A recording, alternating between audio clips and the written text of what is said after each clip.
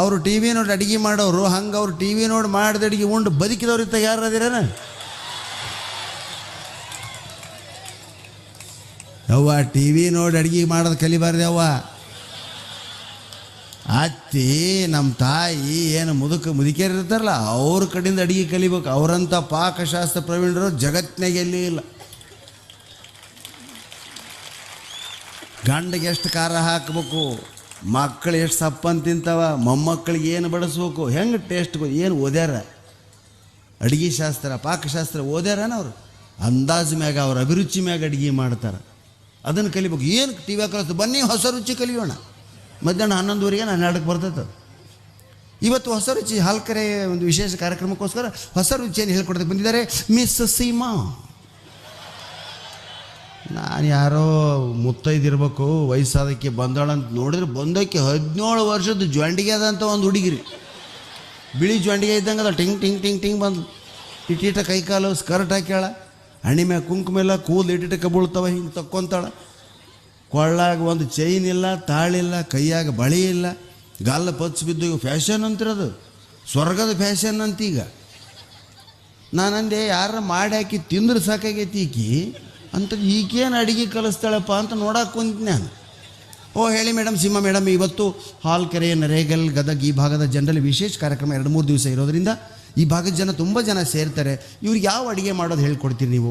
ನಾನು ಇವತ್ತು ಇವರಿಗೆಲ್ಲ ಸ್ಟೈಲಾಗಿ ಜಾಸ್ತಿ ರೀ. ಓ ಹೇಳಿ ಮೇಡಮ್, ವೈಟ್ ರೈಸ್ ಮಾಡೋದು ಹೇಳ್ಕೊಡ್ತೀನಿ. ಅವ್ವ ನೋಡ್ರಲ್ಲ, ಮಠದಾಗ ಜಾತ್ರೆಯಾಗ ಅನ್ನ ಮಾಡಿ ಒಟ್ಟಿರ್ತಾರ, ಗ್ವಾಡಿ ಗುಂಟ ಬಿದ್ದಿರ್ತೈತಿ, ಒಂದು ಅಗಳ ವ್ಯತ್ಯಾಸ ಆಗಿರಂಗಿಲ್ಲ, ಹದವಾಗಿ ಬಂದಿರ್ತೈತಿ. ಸಾಂಬಾರು ಬೊಗಸಿಲಿ ಕುಡಿಬೇಕು, ನೀರು ಕುಡ್ದಂಗೆ ಅಷ್ಟು ರುಚಿ ಮಾಡಿರ್ತಾರೆ. ಹೆಂಗೆ ಉಪ್ಪು ಖಾರ ಹಾಕ್ತಾರೆ, ಹೆಂಗೆ ಅವನು ಬೇಯಿಸ್ತಾರೆ, ಎಲ್ಲ ದೇವ್ರ ಮಹಿಮೆ. ಸಾರ್ವಜನಿಕರಿಗಾಗಿ ಇನ್ನೊಬ್ಬರು ಸಂತೋಷಕ್ಕಾಗಿ ಮಾಡ್ತೀನಿ ಅಂತ ಏನು ಅಡುಗೆ ಮಾಡ್ತಾರಲ್ಲ, ಆ ಅಡುಗೆ ಅಷ್ಟು ರುಚಿ ಜಗತ್ತಿನ ಯಾವ ಅಡುಗೆನೂ ಪಾಕಶಾಸ್ತ್ರ ನಡೆಸ್ತೀನಿ. ಮನ್ಯಾಗ ಹಿಂದೆ ಓಡೋಡ್ಕೆಂತ ಹೋಗಿ ಬಾಯಾಗ ತುರುಕ್ತಿರ್ತಾರೆ ಉಣ್ಣಂಗಲ್ಲಿ ಹುಡ್ರು.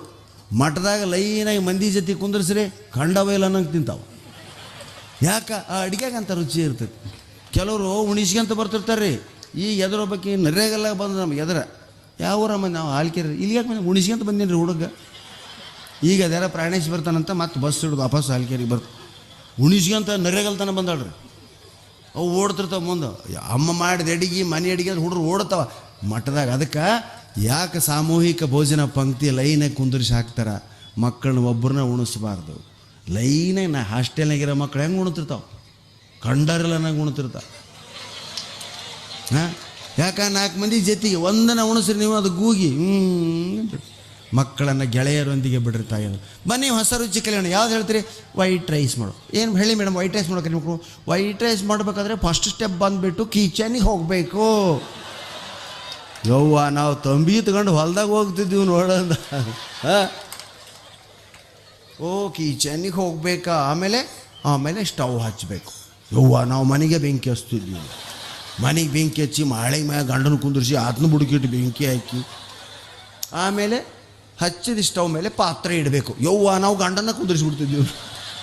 ಹಿಂಗೆ ಮಾಡ್ತೀವಿ ಅನ್ನೋ. ಓ ಹೇಳಿ ಮೇಡಮ್, ಸ್ಟವ್ ಹಚ್ಚಬೇಕು, ಅದ್ಮೇಲೆ ಪಾತ್ರೆ ಇಡಬೇಕು, ಪಾತ್ರೆಯಲ್ಲಿ ವಾಟರ್ ಹಾಕಬೇಕು, ವಾಟರ್ ಬಿಸ್ಲರಿ ಇರಬೇಕು, ವಾಟರ್ ಬಾಯ್ಲ್ ಆಗಬೇಕು. ಓ ಬಾಯ್ಲ್ ಆಗಬೇಕಾ? ಎಲ್ಲಿವರೆಗೂ ಬಾಯ್ಲ್ ಆಗ್ಬೇಕು ಮೇಡಮ್? ಬಬಲ್ಸ್ ಬರೋವರೆಗೂ ಬಾಯ್ಲ್ ಆಗಬೇಕು.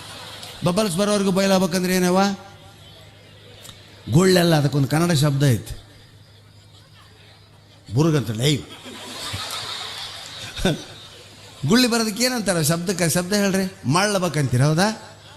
ಅದನ್ನೂ ಅಲ್ಲ, ಕನ್ನಡದೊಂದು ಸ್ಪೆಷಲ್ ಶಬ್ದ ಇದೆ. ಇದನ್ನು ಪಂಪ ರನ್ನನ ಗದಾಯುದ್ಧದಲ್ಲಿ ಬಳಸ್ಯಾನ. ಹೆಂಗ? ದುರ್ಯೋಧನ ನಮ್ಮ ನೋಡಿ ಭೀಮಸೇನ ರಕ್ತ ಕುದಿದಂತೆ ಕುದಿಯುತ್ತಿತ್ತು. ಕೂಳು ಕುದ್ದಂಗೆ ಕಳ ಕಳ ಕಳ ಕದಿಯುತ್ತೆ. ಗುಳ್ಳಿ ಬರ್ತಾವೆ ನೋಡ್ರಿ. ಹಾಂ, ಕುದಿಬೇಕು ಅಂತ. ಗುಳ್ಳಿ ಬರೋತನ ಕುದಿಬೇಕು. ಹಿಂಗೆ ಓ ಬಬಲ್ಸ್ ಬರೋವರೆಗೂ ಬಾಯ್ಲ್ ಆಗಬೇಕು. ಪ್ರಶ್ನೆ ಕೇಳ್ಬೇಕು, ಎಷ್ಟು ಬಬಲ್ಸ್ ಬರಬೇಕು ಮೇಡಮ್? ನೋಡಿ, ವಾಟರ್ ಪರ್ಸೆಂಟೇಜ್ ಕಡಿಮೆ ಇರೋದ್ರಿಂದ 6 to 8 ಬಬಲ್ಸ್ ಬರುತ್ತೆ. ಹಿಂದಿನ ಕಾಲದಲ್ಲೆಲ್ಲ 10 to 15 ಬಬಲ್ಸ್ ಬರ್ತಾಯಿತ್ತು. ಮಠದಲ್ಲಿ ಮಾಡ್ತಾರಲ್ಲ, ಅಲ್ಲಿ 1000 ಬಬಲ್ಸ್ ಬರ್ತಾ ಇತ್ತು. ಓ ಮೇಡಮ್, ಎಷ್ಟು ಬಬಲ್ಸ್ ಬರುತ್ತೆ? 4 to 8 ಬಬಲ್ಸ್ ಬಂದರೆ ಸಾಕು. ಮೇಡಮ್, ಒಂದು ವೇಳೆ ಬಬಲ್ಸ್ ಬರದೇ ಇದ್ದರೆ ಕೈ ಇಟ್ಟು ನೋಡಬೇಕು, ಸುಟ್ಕೊಂಡು ಸಾಯ ಅಂತ.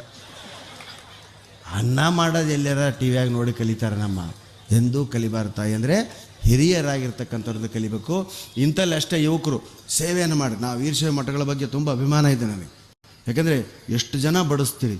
ನಾ ಕೊಪ್ಪಳ ಅನೇಕ ಜಾತ್ರೆಗಳಿಗೆ ಹೋಗೀನಿ. ಈ ಜಾತ್ರೆಗಳು ಎಷ್ಟು ಜನ ಅದೀರಿ, ಎಲ್ಲರೂ ಮನೆಯಾಗ ಯಾರೂ ಊಟ ಮಾಡೋಂಗಿಲ್ಲ. 3-4 ದಿನ ಇಲ್ಲೇ. ಅದನ್ನು ಯಾರು ಖರ್ಚು ನೋಡ್ಕೊಂತಾರೋ, ಯಾವ ಪುಣ್ಯಾತ್ ನೋಡ್ತಾರೋ, ಎಲ್ಲಿಂದ ಬಂದು ಬೀಳ್ತೈತೋ, ಇದು ಜಗತ್ತಿನಲ್ಲಿ ಪವಾಡ ಅಂದ್ರೆ.